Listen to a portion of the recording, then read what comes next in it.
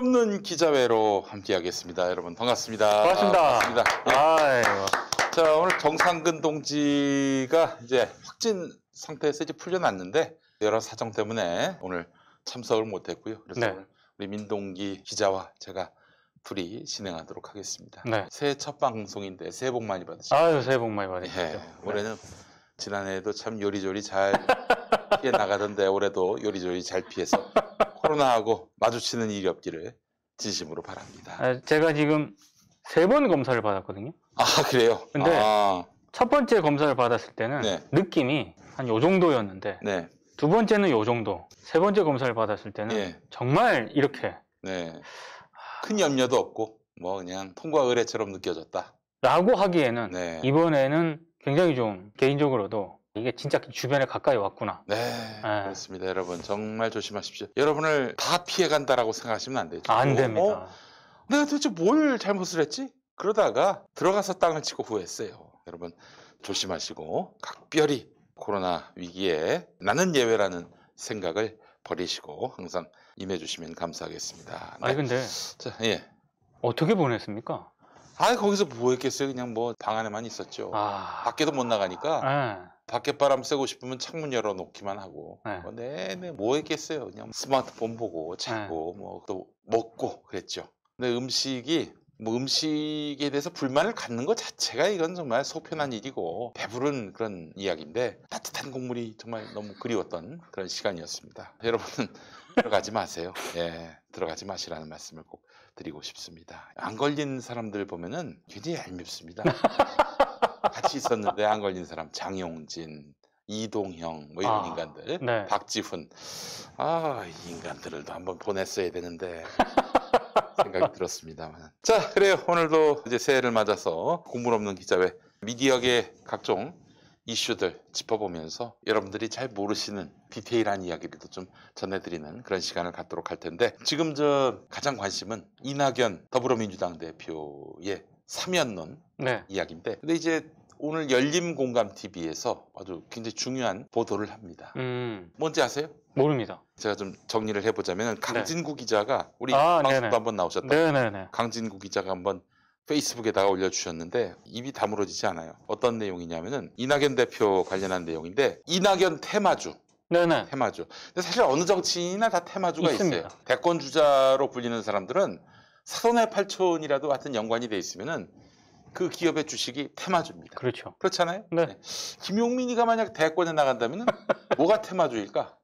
CJ가 테마주일까? 내 동생이 CJ의 직원이었으니까. 김용민닷컴을 상장을 시키십시다. 대마시안. 그렇죠. 대마시안이 그 상장 주식인가? 모르겠어요. 아니 상장을 시키면 되지 않습니까? 상장을 시키면 된다. 테마주로. 그래요. 자, 이낙연 대표는 평생 언론인이었고요. 또 동아일보에 있었죠. 동아일보가 무슨 상장 회사고 주식 거래가 활발하게 이루어지는 그런 종목은 아니기 때문에 동생과 연관된 테마주가 있어요. 삼부토건인데 네. 2020년 10월에 이낙연 대표 동생이 삼부토건의 대표이사가 됩니다. 네. 근데 영입을 받았다고 하더라고요. 왜 이낙연 대표의 동생이 영입이 됐을까? 그 이유가 뻔하지. 형님이 그때만 해도 대권 주자 1위, 국무총리. 작년 10월이면 그렇죠. 그렇죠. 네. 물론 이제 뭐 8, 9월부터는 조금 이낙연 대표를 이재명 지사가 많이 추격하던 때였지만은 네. 그래도 저 민주당 대선 후보는 이낙연이 되지 않겠는가 이런 생각이 많았죠. 그래서 실상은 그 이계연 씨, 이낙연 대표 동생 이계연 씨가 대표로 있는 삼부토건이 이낙연 테마주다. 이런 얘기들이 많았습니다. 네. 뭐 우연의 일치일 수도 있고 그리고 이낙연 대표가 모르는 일일 수도 있습니다. 다 큰 성인 동생이 뭐 어느 회사에 다니든 그걸 뭐 간섭하고 제지하고 그럴 수는 없잖아요. 근데 저는 이낙연 대표와 같은 그런 무게를 가진 영향력이 있는 정치인이라면 그 신경 써야 한다고 봅니다. 그래요? 네. 아니 근데 또 이계연 씨가 뭐 어느 날 갑자기 그냥 백수로 있다가 삼부토건 들어간 건 아니니까. 그렇죠.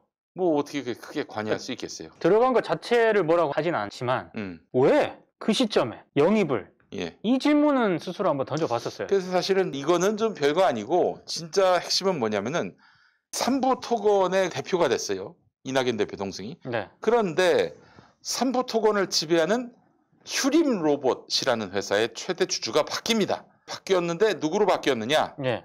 박정희 전 대통령 조카 사위. 그리고 그 부인은 김종필 씨의 처제. 박근혜 사면을 얘기 많이 하고 다니는 사람이고. 그런 와중에 새 벽두에 이낙연 대표가 두 전직 대통령 사면을 해야 합니다. 국민 통합 차원에서 해야 합니다. 오, 똑같아. 이렇게 이제 얘기한다면은 예. 그러면 좀 뭔가 이게 연관 관계가 좀 더 뚜렷하게 보이지 않겠어요? 예. 물론 뭐 아무 상관도 없이 우연의 일치일 수도 있습니다. 거기까지 확인한 건 아니니까. 네. 자, 그런데 이 삼부토건을 지배하는 휴림 로봇, 여기 사회이사의 전 동아일보 편집국장이 있고, 그리고 대주주의 동아일보 대표이사 김재호와 동일인이 등장을 하고 있는데, 동일인 건 모르고 일단 동일인 이름이 똑같아요? 김재호는 내 친구 중에도 김재호가 있어요. 네. 근데 요즘에 뭐 여러분들께 오늘 뭐 대단한 정보는 아니지만은 지금 이낙연 대표하고 동아일보 관계가 너무 좋습니다. 네. 그건 좀 분명히 말씀을 드릴 수 있을 것 같아요. 사이가 나쁠 것 같죠? 동아일보는 대표적인 수구 언론이고 항상 또 국민의힘의 정치적 이익을 대변해왔던 신문으로 우리에겐 각인돼 있지 않습니까? 네. 이낙연 대표는 동아일보 출신일 뿐이지 동아일보가 챙겨주겠는가 이런 생각을 하시는 분들이 많이 있을 텐데 굉장히 가깝다는 게 정계 언론계의 바다입니다. 그리고 신문이나 조중동의 보도를 좀 자세히 보면은요.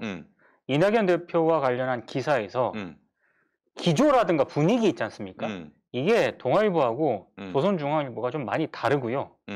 그리고 동아일보 입장에서 생각을 해보면 동아일보 출신인 이낙연 대표가 대권에 다가서는 게 결코 나쁘지는 않거든요. 굳이 이낙연 대표를 적으로 돌릴 이유가 전혀 없는 거죠. 그렇지. 그러니까 동아일보의 출신들 중에 민주당 정치인들이 많습니다. 네, 그렇죠. 그 중에 일부는 또 이낙연 대표하고 같이 함께 정치적 어떤 운명을 같이 하기로 결의한 분이 있는데 제가 한마디만 하겠습니다. 네. 그런 일이 없다는 전제로 말씀을 드리는 거예요. 이동재를 비호하는 일은 없겠죠? 채널A 이동재를 설마 비호하는 민주당 정치인은 없겠죠? 한 번만 더 말씀드리겠습니다. 이동재를 비호하는 민주당 정치인, 동아일보 출신 없겠죠? 있다면 가만 안 둘 겁니다. 머리카락을 다 뽑아버리든지 어떻게 용서를 해요? 그런 일이 없기를, 그런 일이 없다는 점을 전제로 해서 그런 말씀을 드리겠습니다. 예. 저는 그래서 사실은 얼마 전에 이동영 방송 나가서도 그런 얘기 했는데 그 동아일보에서 예를 들면은 싸워서 나온 분들, 예컨대 이제 동아투위 그렇죠. 이런 분들 뭐 그 이후에라도 동아일보의 어떤 그런 사주 일가와 계속 대립각을 세웠다가 싸워서 나온 분들, 이완배 기자 같은 분이 그런 분 아니에요. 네. 이런 분들 말고 거기서 잘 있다가 정말 잘 있다가 이쪽으로 아주 스무스하게 넘어오신 분들 있죠. 이런 분들은 좀 검증을 해볼 필요가 있습니다. 네. 이런 분들이 대체로 사고를 칩니다. 정말 있을 수 없는 일이고요. 저는 뭐 단정을 하는 건 아니지만 지금 박병석 국회의장이 중앙일보 출신이죠. 중앙일보 출신이에요. 이낙연 대표가 동아일보 출신이지 않습니까? 그렇지. 좀 그래요. 거시기합니다. 네, 지금 또 거시기해요 좀. 예. 네. 자, 그래서 이낙연 대표가 지금 또 이렇게 새로운 의혹에 직면하게 됐어요. 열린 공감 TV. 뭐 또 개무시하겠지. 여기서 취재하고 이렇게 보도하는 거에 대해서 개무시하겠지. 개무시하면 안 됩니다. 네. 예, 이거 저 규명을 해야 돼요. 정말 이게 옵티머스와 이렇게 연관되는. 그 지금 여기 열린 공감 TV에서 진짜 하고 싶은 얘기는 뭐냐면은 이낙연 테마주와 관련된 주가 조작 의혹이에요. 주가 조작까지 있었다면은 뭐 테마주가 있다 이거 자체가 뭐 큰 문제일 수 있겠습니까만은 주가 조작까지 있었다면은 이건 진짜 대가리 박을 일입니다. 아니 근데 그 삼부토건 거기에 지배주주격인 무슨 로봇이요? 휴림 로봇. 휴림 로봇이라고 하는 그런 업체는 뭐 하는 업체입니까? 로봇을 만들지 않을까? 아니 근데 왜 거기가 토건 회사에 삼부토건이라는 회사에 또 흔히 말해서 지배주주로 있는 것도 저는 되게 좀 뭔가가 좀 이상하긴 하네요 지금. 네, 알겠습니다. 자, 그래 오늘 저 뭐 이 이야기로 문을 열었는데 다시 한번 말씀드리지만은 조국 전 장관 혹은 뭐 추미애 장관 얻어맞을 때 같이 맞아주진 못할 망정 같이 맞아주지 못한 것을 뭐라 하지 않겠습니다. 뭐 남 대신 남하고 같이 얻어맞으면 의리가 좋은 거지 그 의리가 좋은 정치인까지 바라진 않습니다. 그러나 적어도 적폐편에 서면 안 되겠죠. 이동재의 이익을 대변하는 그런 정치인이 민주당에 없기를 진심으로 바랍니다.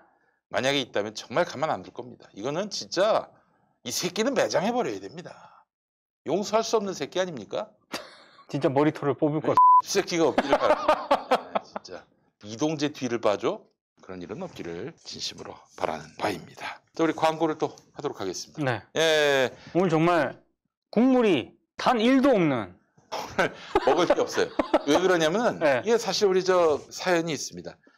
지지난주가 아니죠. 12월 24일이면 지난주인가요? 그렇죠. 3주 전이죠. 12월 24일이 있던 그 주간에 정치부심에서 정치부심 끝났는데 네네. 정치부심에서 그때 회덮밥을 먹었나 그랬어요. 아. 네.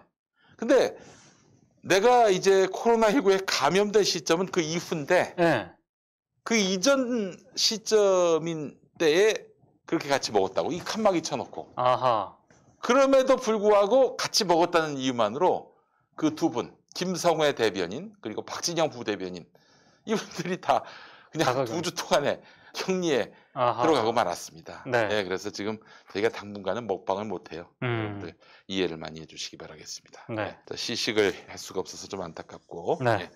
그래서 오늘 저 디아페 비누인데 디아페 비누라도 먹을까? 그걸 먹을 수는 없는 것 같고요. 예.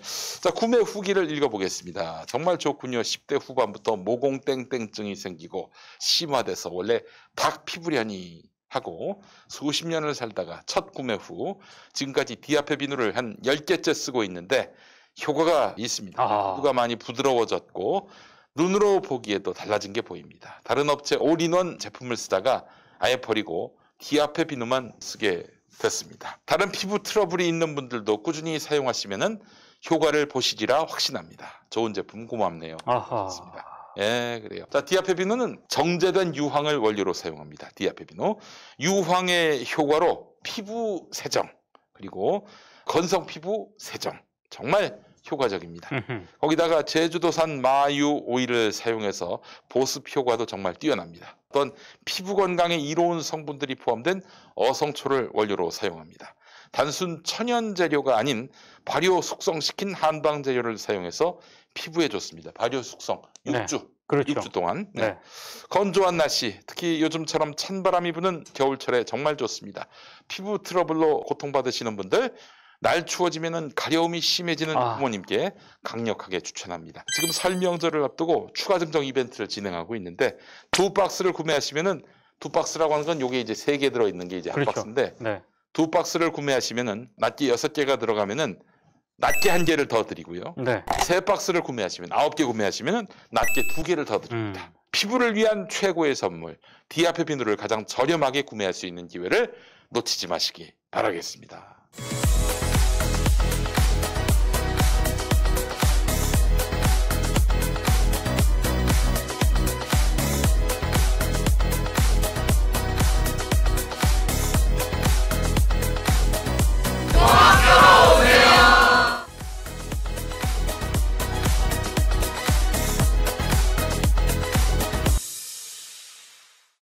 오늘 이 시간은 그래서 2021년 미디어 업계의 전망?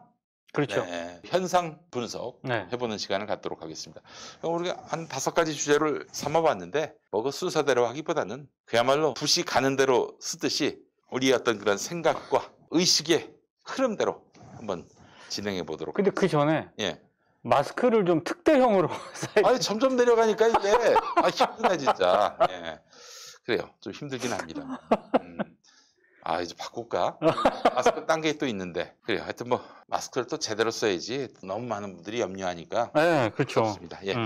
자, TBS가 이번 4월 서울시장 선거로 운명이 바뀔 수 있다.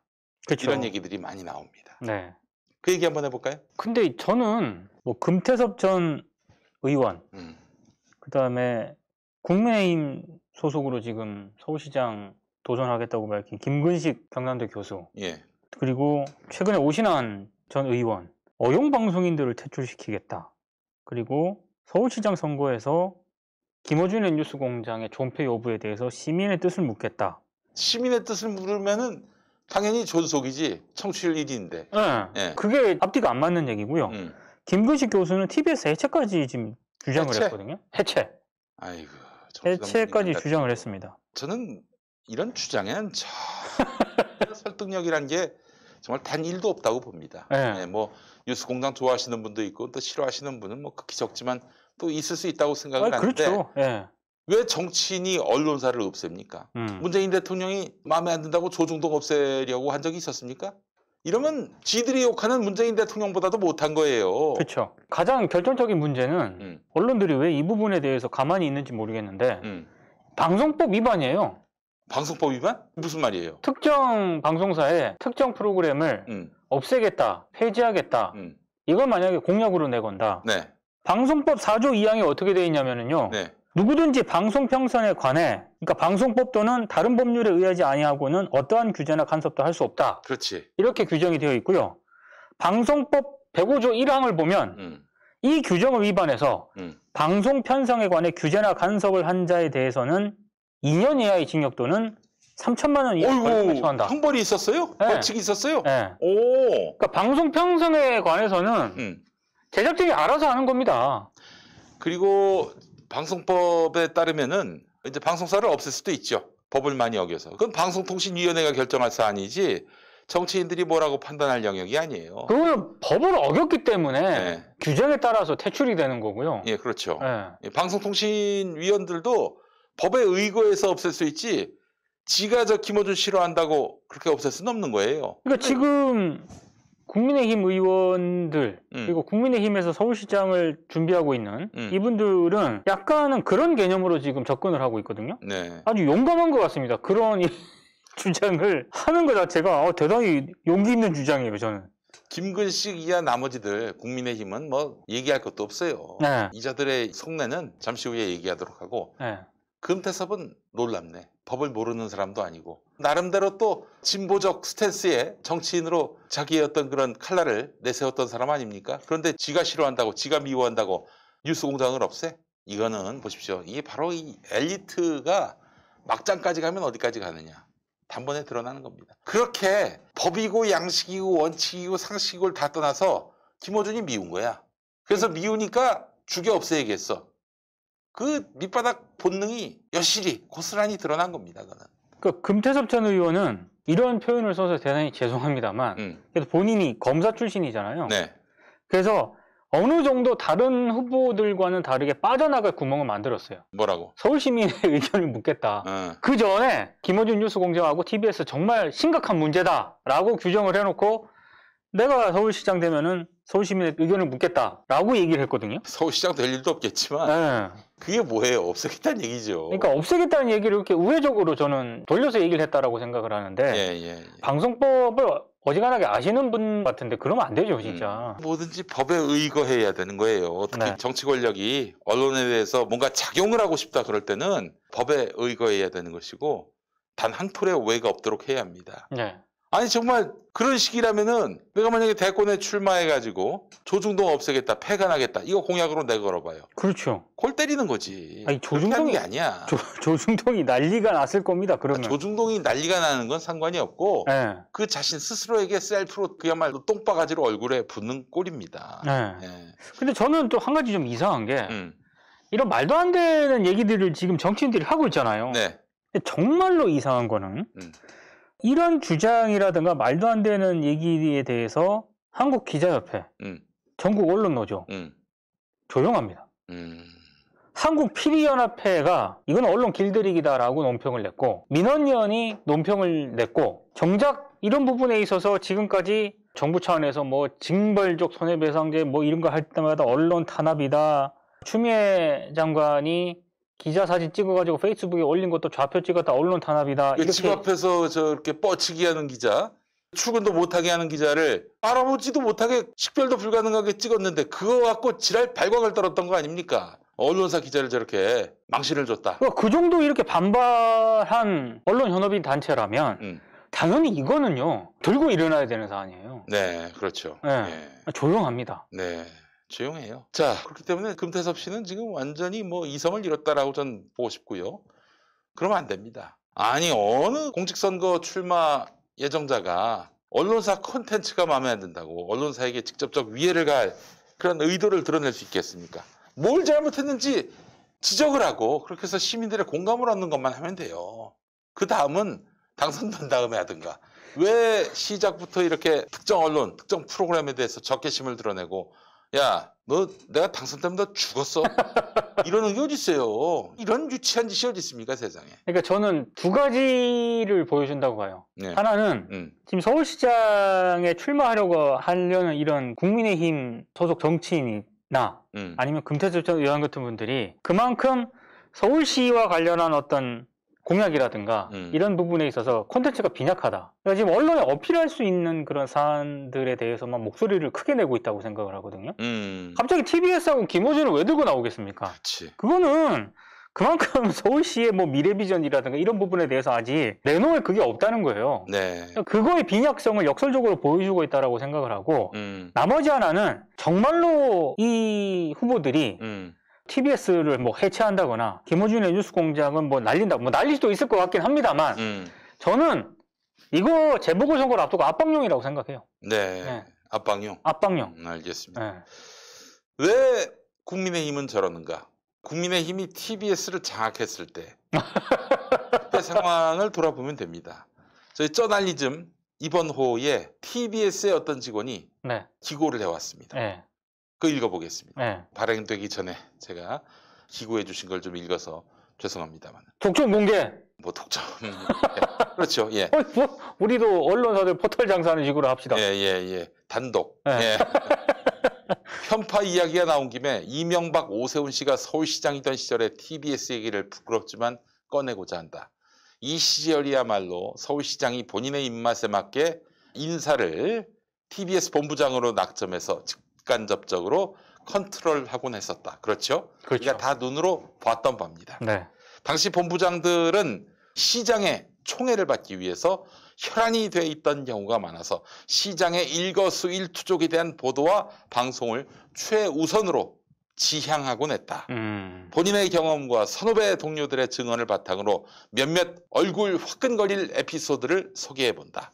시사 프로그램이라고 하면서 청취자와 국민의 관심사와는 별도로 서울시의 정책 홍보 일변도로 방송하라는 지령이 내려오는 건 기본이었다. 네. 그러니까 말하자면은 시사 프로그램은 국민들이 뭐에 대해서 관심을 갖고 있는지 일단 여기에 주목하고 그렇게 해서 아이템을 결정하는 거 아니겠습니까? 그렇죠. 때에 따라서는 뭐 굉장히 퍼블릭하지 않은 이슈라도 이건 국민들이 좀 아셔야겠다라고 판단되는 저널리스트로서의 어떤 양심과 자기의 어떤 그런 직업 윤리에 입각해서 아이템을 정하는 경우가 있죠. 소수자의 목소리를 그렇죠. 이렇게 들려준다든지 그런 거 얄짤없고 오로지 그냥 뭐 서울시 정책 홍보만 하게끔 했다는 거예요. 돌아가신 박원순 시장은요 그런 거 안 했습니다. TBS에 대해서는 아예 노터치 했었어요. 그거는 TBS 직원들이 다 증언하는 바입니다. 자, 또 읽어보겠습니다. 대선을 바라보던 시장이 야심차게 추진했던 서울 시내버스 체계 개편과 청계천 복구공사에 대해서 하루에 몇 번 방송했는지 프로그램마다 결과 보고서를 제출하라고 하질 않나. 누구 시절인지 아시겠죠? 남산 르네상스를 부르짖는 시장을 위해서 이거는 오세훈 같은데 남산 르네상스 걷기 대회를 하면서 시장의 뒤를 따라 걸어야 했던 PB 아나운서 또는 리포터가 있었고 중계차는 앞서 가서 인터뷰를 기다려야 했다. 억수같이 비가 쏟아지는 식목일에 서울시장이 나무 심으러 간 행사 중계를 위해서 아침 일찍 중계버스가 기다리고 있었으며 무상급식에 관한 방송 토론 프로그램을 만들면서 당시 현직 시장에게 유리한 인사들로만 패널을 구성하게 하는 한편 그러니까 이제 오세훈이가 무상급식 반대했잖아요. 예, 반대했죠. 그러니까 무상급식 반대하는 사람들로만 모아놓고 패널을 구성하게 했다는 거예요. 이거 바로 방송심의규정 위반입니다. 그렇죠. 어떤 이런 민감한 쟁점이 있는 사안의 경우는요. 찬반을 동수로 해야 된다 그런 규정은 없지만 여간 객관적으로 공정하게 분배를 하게 했어요. 그렇게 할당하게 했어요. 근데 현직 시장에게 유리한 인사들로만 패널을 구성하게 하는 한편 반대하는 의견이 방송될 때는 본부장이 직접 스튜디오로 올라와 빨리 전화를 끊으라며 성화를 한 적도 있었다고 한다. TBS에서 방송했던 모 출연자는 나중에 한 고백에서 TBS는 뉴스에서 시장님이 오늘 물청소를 하러 나왔다는 기사가 톱으로 나왔다며 조롱하기도 했다. 누가 조롱했습니까? 김용민 씨가 조롱한 겁니다. 네, 기억해. 8시야. 8시 정각에 어떤 아나운서가 뉴스했는지도 기억합니다. 오세훈 시장이 물청소했다. 이게 첫 뉴스였어요. 그 김용민 PD도 남산 시절 TBS 출연하지 않았습니까? 그때. 네, 저도 남산 시절 TBS에 길지는 않지만 출연한 적이 있었거든요. 고정으로. 참 가관이었습니다. 가관이었어요. 미친놈들이었습니다. 한마디로. 이 시절 본부장의 인성에 관한 사건도 비일비재했다. 경찰 출신이라던 어떤 본부장은 직원 등산대회에서 여성 아나운서에게 성적인 비속어 표현을 발음해보라고 시키는 등 성희롱 발언을 일삼는가 하면 또 다른 본부장은 간부회의에서 등X는 뭐 등신을 말하는 거겠죠. 등X 등의 욕설을 서슴지 않았다고 한다. 정말 두 눈을 가리고 두 귀를 막고 싶은 일들로 가득하다. 청취율 수치만 비교해봐도 상황을 금방 알 수 있다.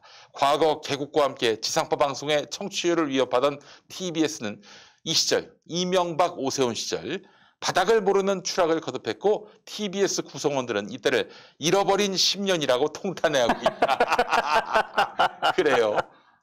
그렇습니다. 그런 시절에 TBS였습니다. 어용방송이라고 누가 얘기했다고요? 아니 어용방송 그냥 다 뭐. 어용방송은 이명박 오세훈 때지 어디 누가 시킨 것도 아니고 그리고 또 누구 봐주세요 하면서 하는 방송도 아니고 저기 양심과 신념에 입각해서 방송한 걸 갖고 어용방송이라고 한다?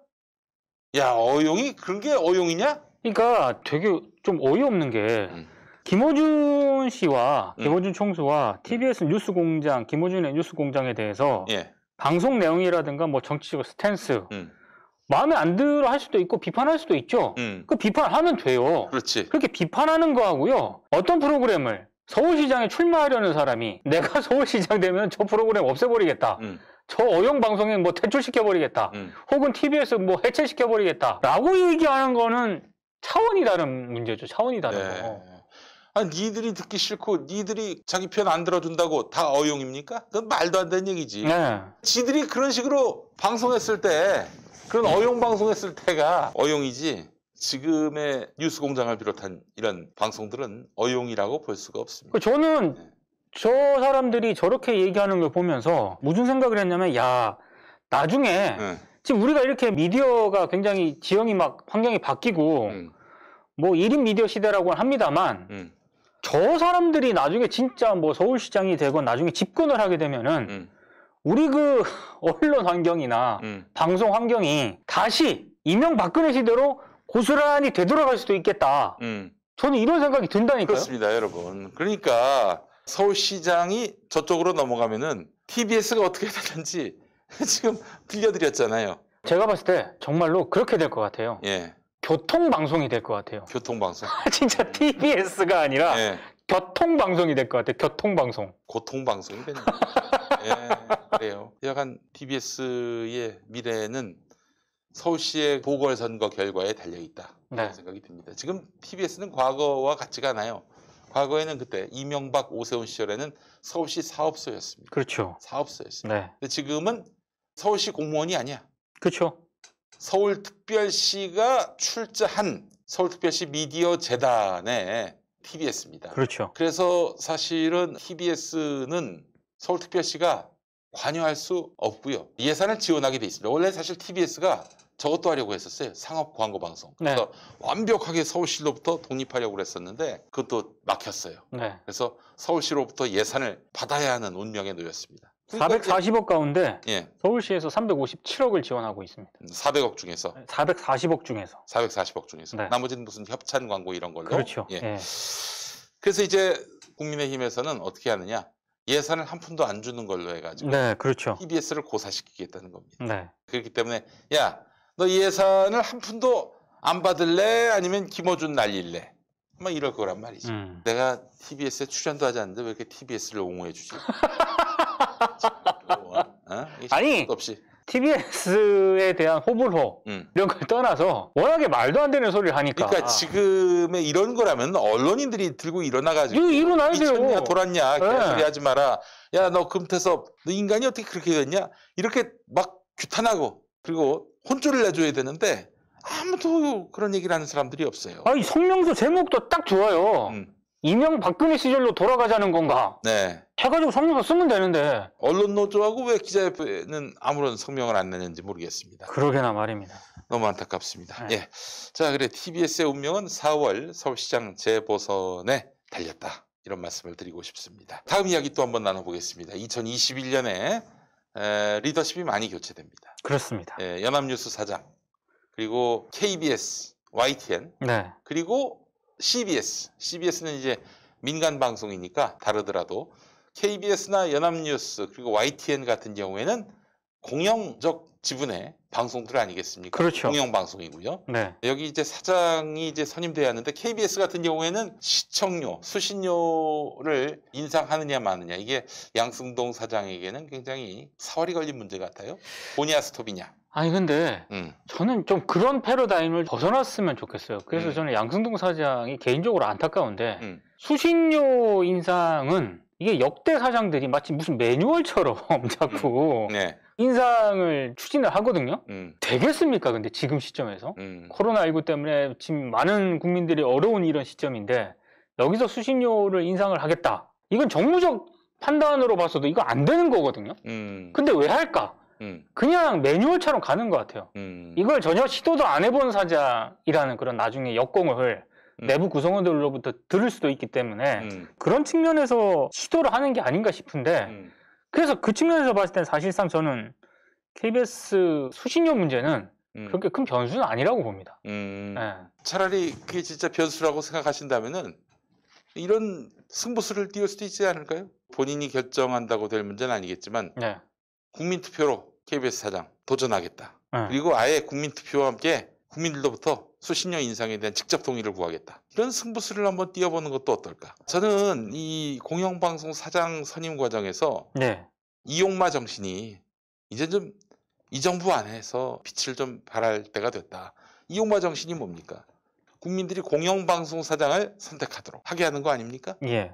그러면요, 여러분 뭐가 좋아지냐면은 지금까지 예를 들어 사장이 언론노조 소속 혹은 뭐 지난 정부 때 고통받았던 사람들, 그래서 해직된 사람들 이런 사람들이 사장이 돼봐야 뭐 달라지는 게 없어. 또 요즘에는 극우노조가 있어가지고 그렇게 이제 새 정부 들어서 문재인 정부 들어서 선임된 사장들은 다 어용이다, 다 친정권이다.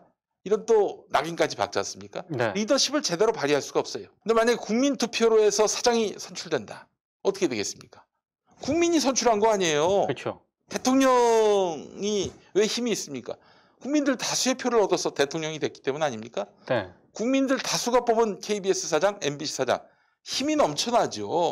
그리고 또 여차하면은 또 그 사장을 못 살게 굴면은 국민들이 용서하지 않을 것이고 그렇기 때문에 이제는 사장이 국민으로부터 직접 선택받았기 때문에 국민에게 빚진 국민의 선택받은 공영방송 사장으로서 국민들의 여망을 끌어안을 수 있다라는 얘기죠. 그 정필모 더불어민주당 의원 있잖아요. 방통위에 나름 지금 현실적으로 그래도 가장 그 이용마 기자 정신에 부합하는 그런 법안을 지난해 11월 발의를 하긴 했어요. 네네. 이게 뭐냐면 방통위원회에다가 이사 후보 추천 국민위원회를 설치를 합니다. 그래서 100명의 국민위원단이 투표를 해요. 그래서 다득표 순으로 KBS 이사, 방문진 이사, EBS 이사 이게 이제 공영방송이지 않습니까? 이 이사 후보자 13명을 추천을 하도록 하는 거예요. 요게 이제 지난해 11월 정필모 의원이 발의를 한 건데 저 개인적으로는 요거보다 아까 그 김용민 PD가 얘기한 좀 더 확 문턱을 낮춰서 조금 더 많은 시민들이 참여할 수 있는 방안으로 가는 게 지금 시대 정신에 맞다. 그래서 그렇게 해서 사장이 뽑혀봐요. 그러면은 사내 극우노조가 무슨 지랄 발광을 하든지 간에 야 까불고 있어. 난 국민이 뽑은 사장이야. 이러면서 개혁 드라이브를 걸 수 있는 거 아니에요? 보도국이 말을 안 듣는다. 야 나는 말이야 국민이 뽑은 사장이야. 내 말 안 들어? 투표에 의해서 뽑힌 KBS 사장이야. 말 안 들을 거야? 할 수 있는 거 아닙니까? 근데 지금은 어떻게 해요? 못해. 터치도 못해. 보도국을 바꿀 수가 없어. 그 논조를 바꿀 수가 없어요. 그러니까 주인이 없으니까 그냥 뭐 보도가 뉴스가 아주 갈짓자 방향으로 그냥 지그재그로 왔다 갔다 하는 거 아니겠습니까? 그렇기 때문에 방송사 사장을 국민이 뽑음으로써 무한 책임을 지게 하고 또한 아울러 거기에 합당한 권한을 부여하게 된다면은 우리가 기대했던 방송개혁도 가능하지 않겠는가 하는 게 제 생각입니다. 그리고 엉뚱한 인간들이 되지 않게 하는 거예요. 여러분 참 너무 민망한 얘기지만은 현 정부 들어서도 일부, 그러니까 뭐 KBS, MBC 같은 경우가 아니라 일부 공영 지분의 매체 같은 경우에는 또 권력과 가까운 인사들이 천거한 사람이 된 경우가 있었어요. 저는 그래서 이게 누군가가 추천할 수 있는 권한, 그 권한을 가진 사람이 소수이기 때문에 그래서 항상 문제가 생겨요. 그러니까 박병석이가 저기 대전고등학교 후배라고 김재철 밑에서 보도국장 한 사람을 이번에 방송통신심의위원으로 넣은 거 아니에요. 아니 지가 뭔데 그런 권한을 행사해? 그러니까 그런 걸 없애기 위해서 이를테면 정말 그러니까 국회처럼 그 정도 수준으로까지 저는 이를테면 KBS 이사들의 수를 한 300명 뽑는 거죠. 월급은 안 주고. 월급 안 주고 300명 뽑는 거예요. 거마비 정도만 회의 그렇지. 참석할 때 주는 정도만 해가지고. 그래서 KBS 현안이라든가 KBS 뭐 이사회 할 때 토론하고 나중에 안 되면은 표결하고. 그렇지. 저는 그게 훨씬 지금보다는 나을 거라고 생각해요. 물론 부작용이 있을 거예요. 초기에. 그리고 내가 이런 얘기 안 하려고 그랬는데 모 공영방송의 시청자위원으로 아무개 더불어민주당 국회의원이에요. 그 사람이 이제 심은 사람이 갔거든. 가가지고 태극기 대변인을 하고 있어. 시청자위원인데? 시청자위원인데. 그 국회의원 대가리 박으시기 바랍니다. 뭐 하는 짓이에요?